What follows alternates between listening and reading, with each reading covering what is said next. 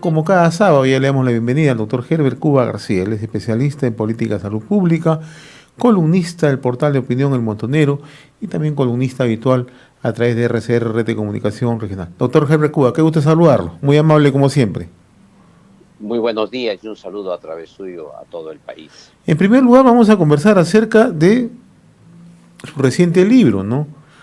El libro La pandemia en el Perú, ¿no? Acciones, impactos y consecuencias del COVID-19. Y como usted bien lo dice en la introducción, se trata de un libro que describe y analiza la vorágine, ¿no? El devenir día a día, ¿no? De esta pandemia en nuestro país y que usted bien la interpreta, ¿no? En cada artículo, siguiendo una línea de tiempo y siguiendo la situación que se ha venido reflejando en el país, ¿no? ¿Qué nos brinda como lectura obligada este libro, doctor Herbert Cuba? Creo que el principal aporte del libro tiene que ver con el enfoque no solo médico, sino también un enfoque político, social, cultural de la pandemia. Es decir, es el reconocimiento explícito que la pandemia o una epidemia en general es también un hecho político y no solamente un tema médico. Ese es el principal concepto que se tiene que tener. El segundo aspecto es el abordaje. El abordaje basa en la estrategia general del gobierno, no solamente en la estrategia sobre el Ministerio de Salud o sobre el sector, sino tiene una mirada amplia de la política nacional de salud, de la política general de gobierno e inclusive de los aspectos constitucionales y quizá más allá de eso, inclusive los aspectos geopolíticos de la salud. En consecuencia, esa mirada amplia es la que aporta el texto. El otro aspecto, como tercer tema, es que es el día a día. ¿Y esto qué significa? Que no hay tiempo para sacar conclusiones generales y tampoco hay tiempo para hacer evaluaciones generales. Y como consecuencia traduce el debate cotidiano que había en cada una de las circunstancias y aporta una mirada crítica del autor, en este caso, mi aporte, es en el sentido de señalar, uno, lo que hace bien el gobierno, lo que hace bien el sector, dos, lo que hace mal, y tres, cuáles serían las propuestas alternativas que uno presenta en cada circunstancia. Y como es natural, es un texto que sigue un hilo conductor, es decir, qué es lo que el Perú necesita, qué es lo que el Perú quiere, qué es lo que la población, que en este caso requiere atención médica de calidad. Y este hilo conductor parte, en primer lugar, por señalar que uno de los más grandes logros que tiene la sociedad contemporánea es la seguridad social universal, es decir, aquel mecanismo que logra darle atención médica a todos los peruanos, a todos los residentes en el Perú, pero además que recibe prestaciones económicas y sociales para que precisamente puedan hacer valer el derecho a la salud. En salud, como en ningún otro sector, se nota con claridad que no basta tener el derecho, sino que además ese derecho tiene que ser financiado para que la gente realmente tenga el derecho. Tiene que ser organizado desde fuera para que realmente ese derecho sea un derecho positivo, un derecho que lo pueda usar la población. Y en este caso concreto, todas las tendencias que ha habido en el debate ha tenido como fin solamente decir que tú tienes derecho a la salud, pero de ahí tener el derecho a ejercer el derecho tiene un condicionamiento social, económico, cultural, a veces hasta político, a veces hasta administrativo, para que la gente tenga ese derecho.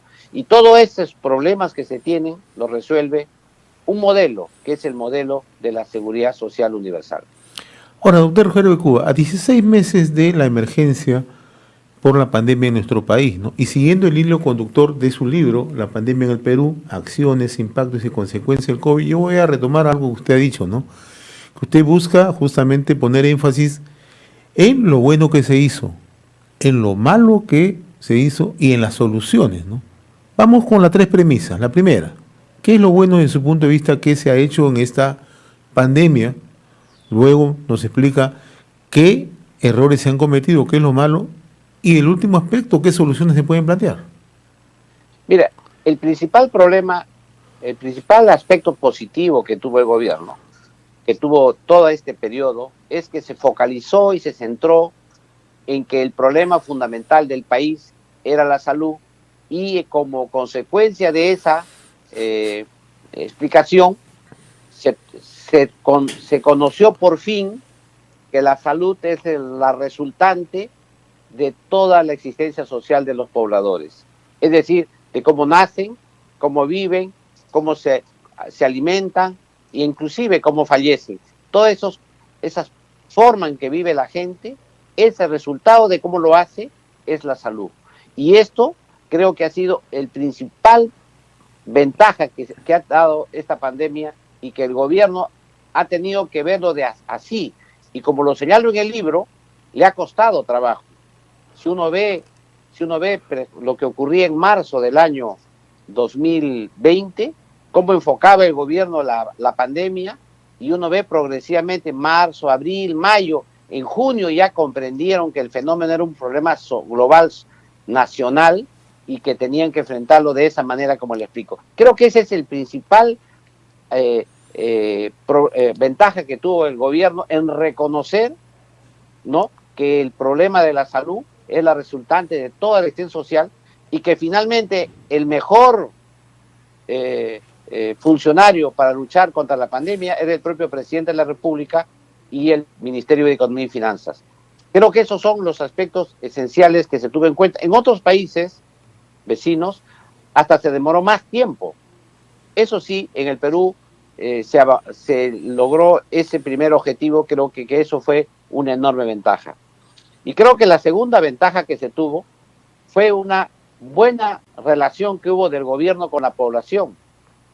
Creo que ahí hubo un liderazgo asertivo de la población, a tal punto que aceptaron las cuarentenas, aceptaron que la gente esté en sus domicilios, acataron disciplinadamente, sobre todo en la primera etapa, estas medidas. Y el tercer tema que creo que ha sido muy importante es que se incrementaron los fondos efectivamente para luchar contra la pandemia. Y la parte que hay que resaltar también es que, a pesar de las deficiencias que tenía el sector, estos fondos sirvieron para poder mejorar la capacidad de respuesta. No nos olvidemos que empezamos la lucha contra la pandemia con 200 camas UCI, por ejemplo.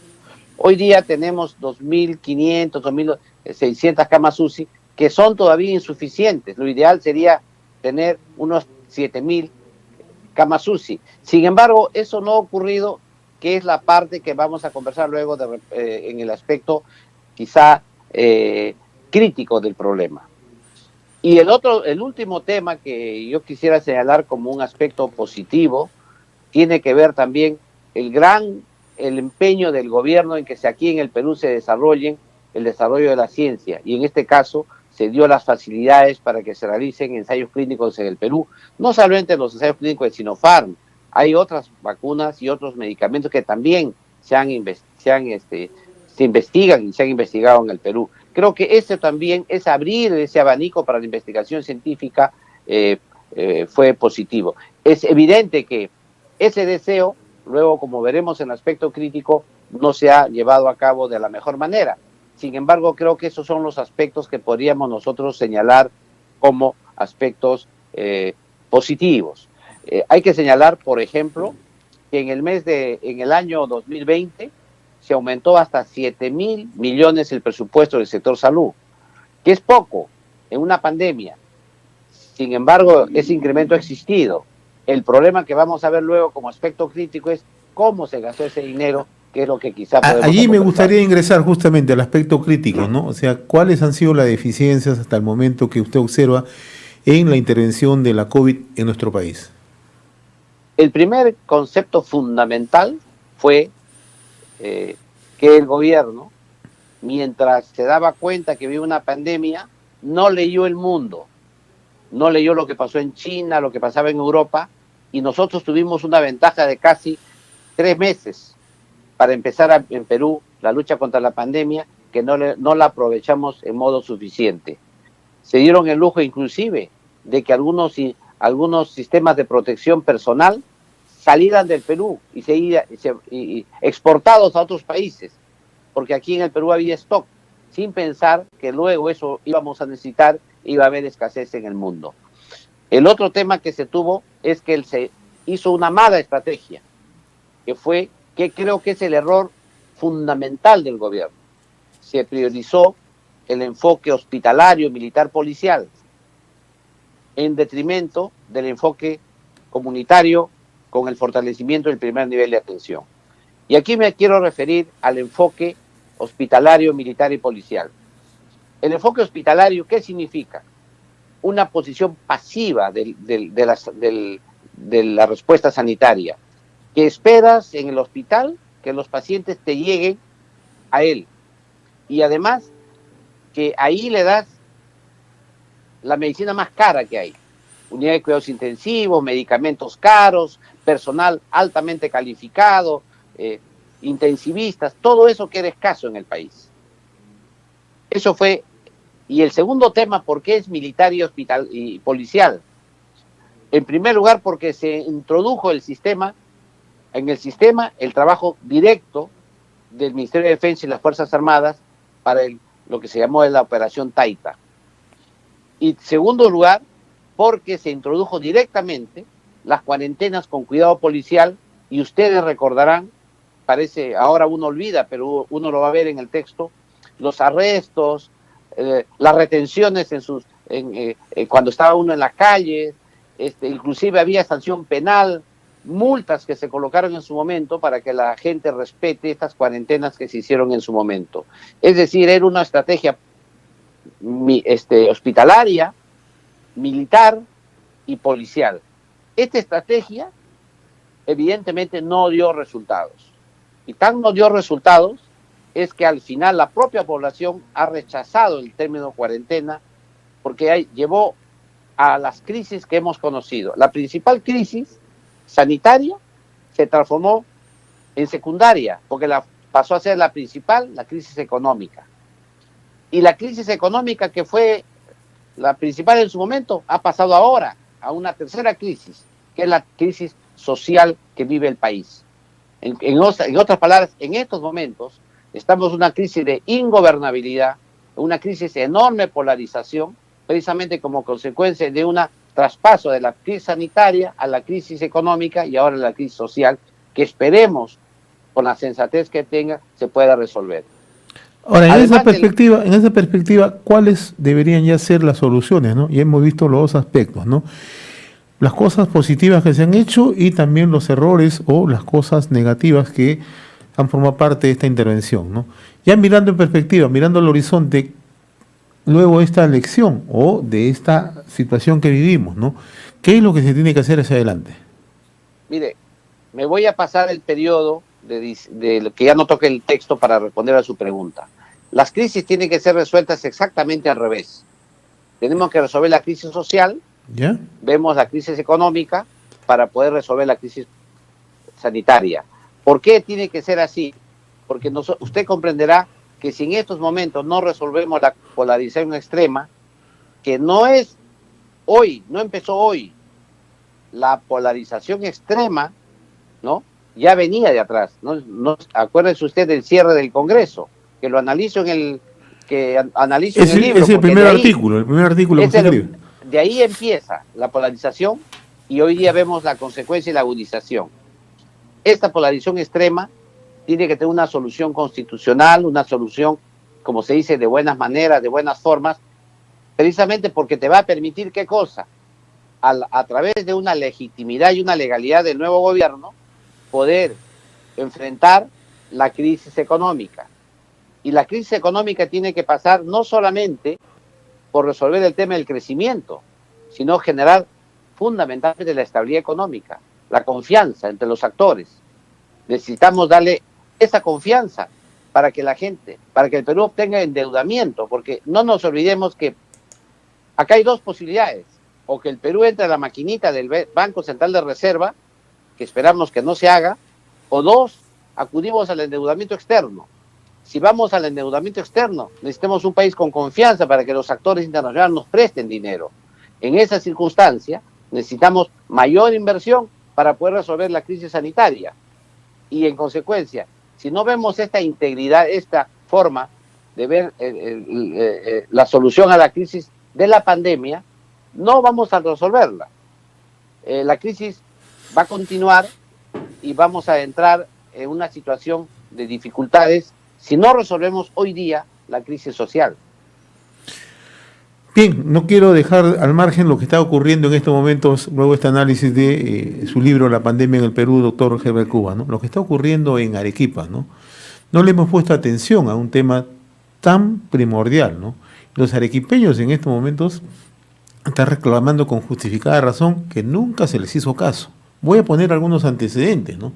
Cuando era presidente, Martín Vizcarra llegó hasta en 2 o en 3 oportunidades provisto de toda una parafernalia a Arequipa, ¿no?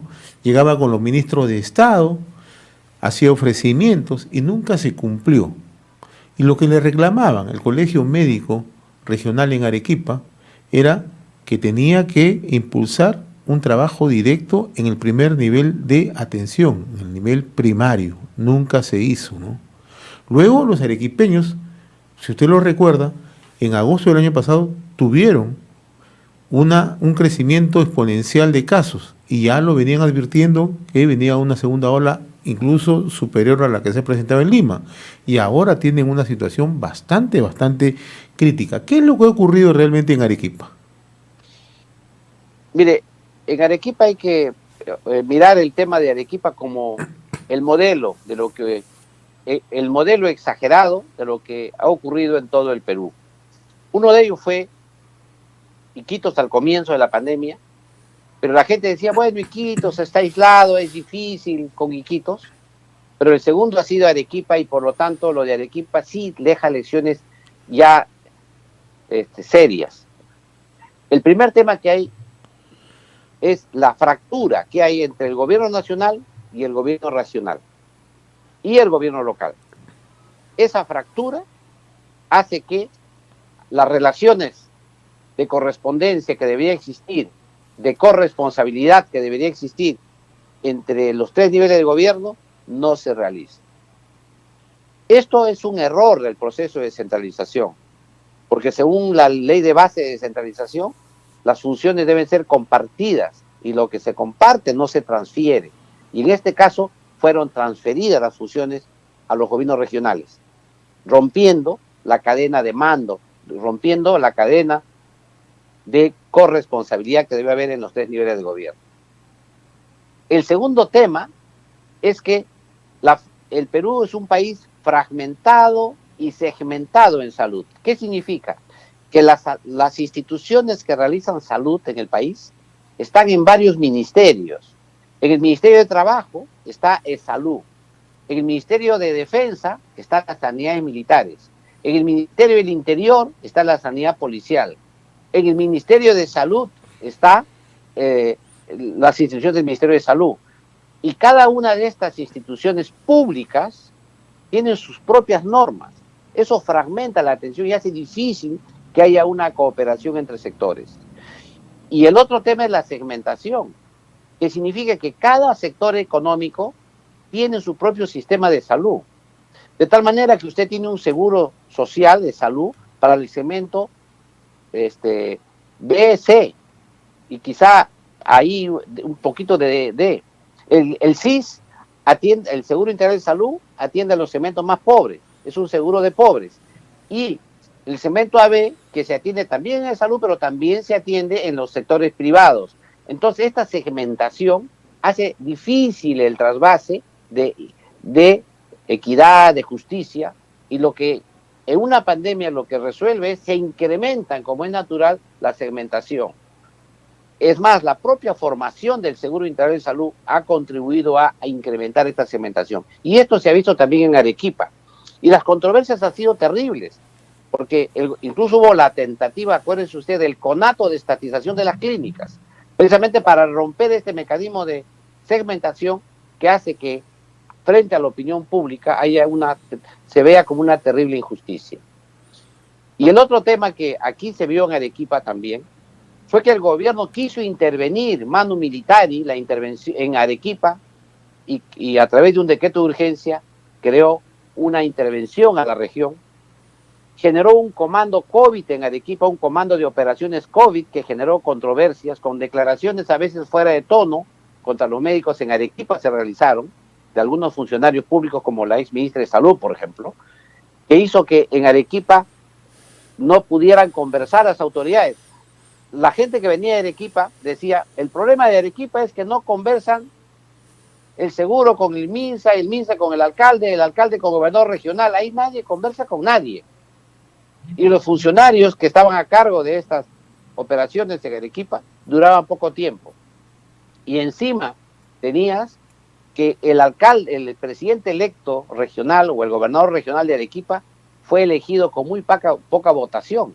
O sea, tampoco tenía una legitimidad en la población. Todos esos temas que se han expresado en la forma en cómo se ha enfrentado la pandemia. Pero lo más grave de todo es que el gobierno se desentendió de Arequipa.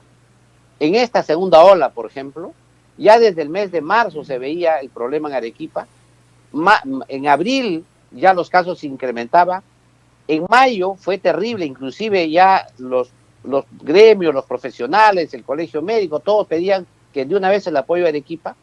La gente pedía que el debate no se realice en Arequipa entre los dos candidatos presidenciales. Sin embargo, se realizaron. Y finalmente, ¿cómo concluyó eso?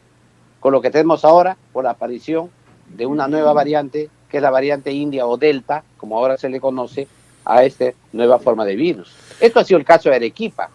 Esto ha sido una terrible negligencia de parte del gobierno nacional, porque no ha podido resolver los problemas que son inherentes al sistema. Y lo más grave, sabiendo que en Arequipa se venía una pandemia, un pico de ola extremadamente alto, no priorizaron la vacunación en Arequipa. Arequipa siguió con el plan nacional como todo burócrata, sin pensar que la realidad cambiante debería ajustar el plan para favorecer a los arequipeños. Muy bien, doctor Heber Cuba García, como cada sábado yo le agradezco la amabilidad de compartir esta comunicación con RCR, Red de Comunicación Regional. Hay muchas cosas que han quedado en el tintero, pero van a seguir formando parte de sendos análisis más adelante. Le agradezco la gentileza, como siempre, con RCR, Red de Comunicación Regional. Muy amable. Gracias.